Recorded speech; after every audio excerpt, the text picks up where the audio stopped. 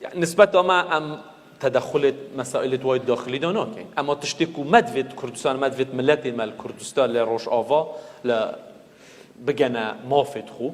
چارچوبه اولات تداد جين اوه ایک تشتت مید مهم نقطه دی براستی الدسحالات وگاوه لوی منطقه برهود بتن دسحالات که تمام دیکتاتوریه و تو بريخو اگر بده او تشتي او بسم ملتي متئن لويري باور بك بشار اسد او ظلم لو خلقنا كري او ظلمك افلت كان مجال حزبك السياسي دان مجال خلقك دان مرتب اف خلقيه حبسه دا يد زندان دا يد مشكلات دا تشتكو ما دعوى الوقفه ام بيجينوان لازمه هنگ ببرايتي مجال هميا بدن ويري دا بيك بجي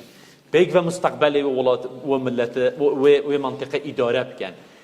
اول ویری اف دست حالاتا وگاوی و پریوت بد دست حالاتا که دیکتاتورانه و مجال هیچ لایکی نادد و مع الاسفیش یدبیه اسیر سیاست که غلط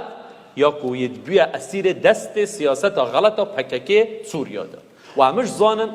اف علاقاتت و بی پککی او پناوستن بلفن و اوید بیا اسیرت پککی حتی خل اسارت پککیش نه این نداره بالتأکید و هیچ مستقبلک لسوریا نیوانه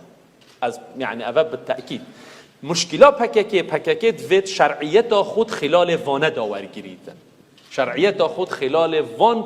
وانه داور گریتن لكردت روش آوادا اف شرعية بچنابید بكاكي بچنابید شرعية خود واداور گرید نه بچنابید یا بیا سببکیش هدی یا ولتت او دست کفتت کو ملت مل روش آواش احتمال ور بگرن بكاكي یا وا دست کفتانش محاولت که سیاست خو غلط وا دست کفتانش بو ملت مل وینه